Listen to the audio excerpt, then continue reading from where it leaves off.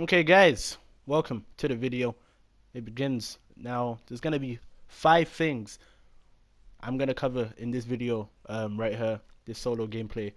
And starting off, first thing is buy stations and loadout drops. As you can see there, easy bounty, kill that guy, got up to 22k, and I bought a loadout drop. You always, as soon as you can, want to get a loadout drop. It's essentially a cheat code early game. Loadout drops allow you to be comfortable with your gunfights when pushing them because you have weapons you've created for yourself. You don't have to pick up things off the ground that you'd be like, I'm not too good with this, but let me just pick up a gun just for the sake of it. Loadout drops are always beneficial to have if you have the money to get them. And another thing we're going to talk about in this video that I feel is quite overlooked is money. Obviously, I'm playing solos here. I'm playing stimulus solos, the game mode where you if it doesn't, there's no gulag. If you have 4.5k, you redeploy up to a certain time limit. And essentially, one thing that's overlooked a lot in solos, I just think in Warzone in general, is your money. Bounties. If you're a confident player, bounties are always good to go for. Bounties make people panic. Your bounty could get third partied. You still get the cash from that. Still counts as a contract completed, and it gives you the bonus for the next contract. Scavengers, underrated as hell. Scavengers are literally free money. It's just free money. You go to boxes, they give you loot, they give you armor plates. Underrated as hell. If you can get a scavenger and you're not someone who likes to have gunfights as much as someone like myself, I would say you go for a scavenger. They are underrated as hell. Another thing is recons. Recons tend to be decent. In solos, I don't really tend to go for recons because you can get third, even fourth partied doing a recon, and some of them are in really bad spots, allow you to get sniped easily. I usually pick people who are doing recons when I do play solos myself. So that's that. Third thing that's often overlooked is movement. Now in solos especially, I would say movement is key. I would say my gun skill in this video right here wasn't even on point. I was quite tired. The shots were kind of slack. But the movement gives you better positioning. Better positioning gives you easier gunfights. Easier gunfights gives you gunfights you win. You always want to be in a position where your enemy is uncomfortable with the gunfight they're gonna engage in. That guy right there was in the open. I had a bit of cover, although I did get stuck on the gunfight. This class right here allows me to break this guy's armor instantly with one shot. Boom, he's one shot now, zapped, gone. Easy feeds, easy. Now, movement is so important in solos because essentially it's literally free for all. It's just extreme free for all. Everyone for themselves. There's no one to watch your back. You have to do that all for yourself. It's a much more demanding game mode, I would say. But I enjoy it. I like playing by myself. I enjoy playing on my ones.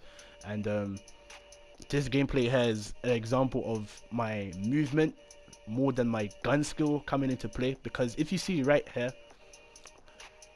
2 tags. There's 2 tags, but there's 3 enemies. I jump on this, so he's expecting me to be at the bins. He's rushing through, so he can't get shots in on time. He gets third partied. I third party the guy who third parties him. Someone behind gets killed by the guy I just see forward and shot. And everyone there has just died but me. Nothing there was in my favor, to be fair. They all had to come to me. I could have got shot in the back.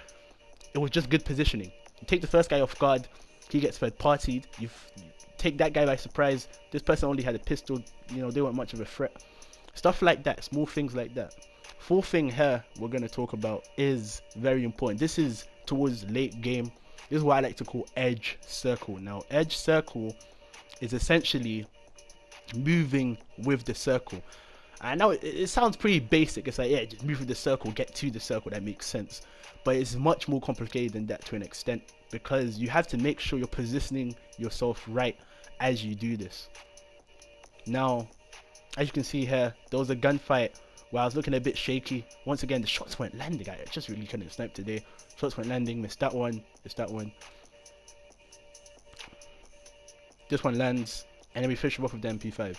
But anyway, edge circle is moving with the circle but from a certain angle. So I don't know if you guys know, but certain areas of the circle move slower than others when closing in, and you always want to be at the area where there's either buildings to get to as you run, cover, or is at the slower edge of the circle. Right here, I know I was in a bad spot, so I was pulsing around to make sure there's a guy camping in this corner, he gets swept.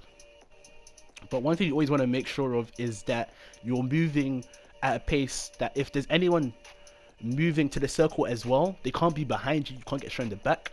Especially in solos, that can be quite annoying. You know, you make your way to circle, you get straight in the back. It's not fun. You want to avoid that. So you always want to make sure, as I'm right here, this guy is dropping in, RIP to him. I'm at, I'd say, the best area of the circle, because if I'm gonna have a gunfight, circle's gonna be slow behind me. And I know that there's going to be other people trying to get to this point of the circle. So I can just go left side, peek it, no one's there. Right side, peek it, no one's there. Pulse, you know, expect people to have goals, so I'm checking it anyway. But you just have to make sure you move smart with the circle. If you move with the circle, most times you can outplay someone because they'll have to fight against circle. And fighting against circle is always a disadvantage because that gas does damage, man. It melts your health. Another thing here, fifth thing I'm going to talk about, this is quite basic. It's height advantages. Oh my lord. I'm not gonna lie, I used to spam RPGs like a bit of a wasteman when I used to play this. And shooting RPGs down from any sort of height is overpowered as hell. People can't fight back. There's nothing you can literally do against it.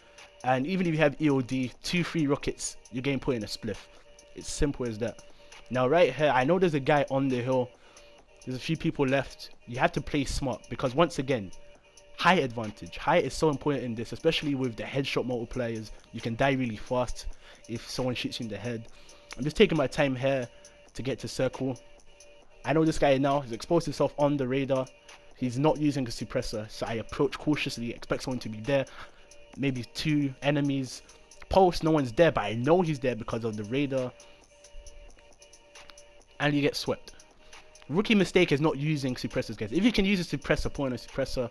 Right here I had the hill advantage, king of the hill. It's a one-on-one. Right there, that guy's exposed his position now. He has to move to circle. This win ultimately lies in my hands. If I make a risky play, he wins this. But ultimately, taking advantage of the hill, you know, he exposed his position again. You get the sniper out, line up an easy shot, break his armor. As soon as you do that, he panics. He's trying to get away now, trying to put in some shoulds. Just tag him with some shots. He's 1 shot, 2 shot.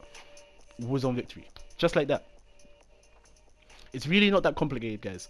It might take you a few games to get into the hang of it. But I would say if you adopt those 5 important tips, you can get very consistent top place finishes. I don't win every game I play at all. That's definitely not the case. I would say the way I play Warzone is more like multiplayer. So it actually hinders like my performance in Warzone because I'm so aggressive. I push everything. But some situations it works. This gameplay it worked there. So yeah, hope you guys are able to implement this into your own gameplays and hopefully get some higher placements. Hopefully even get some Warzone victories, man. So yeah, that is that, guys.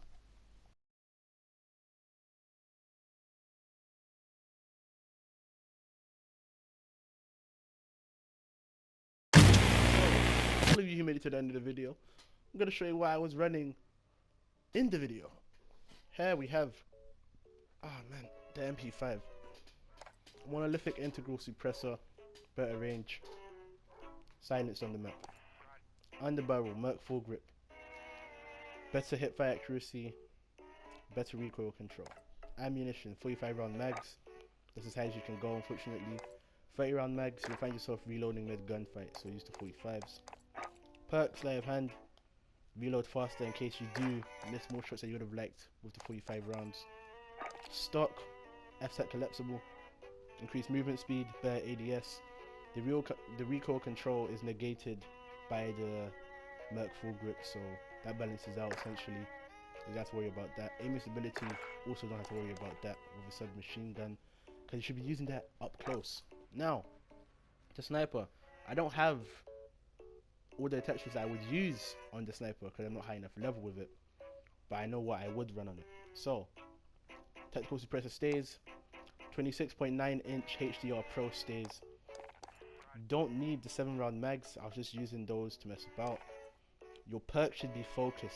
Your perk for every sniper or marksman rifle should be focused so you can stay on target whilst being shot. Stock. Always use stock that helps with your aim down sight speed.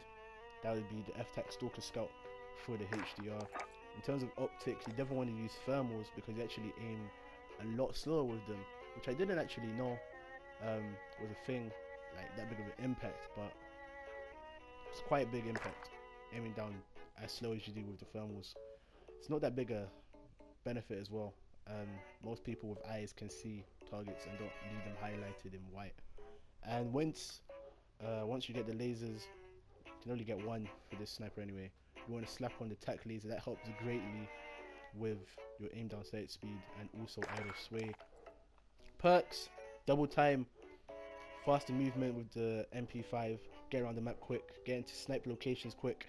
You know, the name of this class is how you want to play. Ambush, you know, get to locations quick, snipe, sweep with the MP5. Perk 2, Overkill, obviously gives you access to both the MP5 and the HDR respectively. Perk 3, use Amped, allows for faster equipment usage and faster weapon swaps, which are very important obviously if you're going to be sniping one guy and then swap to the MP5 to clean him up. Lethal, C4, best about, high damage, easy to use, quick and simple. And your tactical, heartbeat sensor, easily the best tactical within Warzone. And if you are running this, use it as much as you can. Get somewhere you feel like there's enemies there, pulse it. Obviously Ghost does counter the heartbeat sensor, so do be aware. Don't go blindly using this, holding it out and thinking, oh, no tags, no enemies. No. Ghost counters the heartbeat sensor. If you hear someone, you know, tag, if you get a tag that confirms they're there, if you hear someone and you pulse and you don't get the tag, just be aware because obviously you heard someone. So yeah, that is the class, guys, the BR ambush. Hope you guys did enjoy the video. If you guys did find it useful, do drop a like. If you guys are new to the channel, please do subscribe. I've been GlassBoy10, and as always, I will catch you guys in the next one.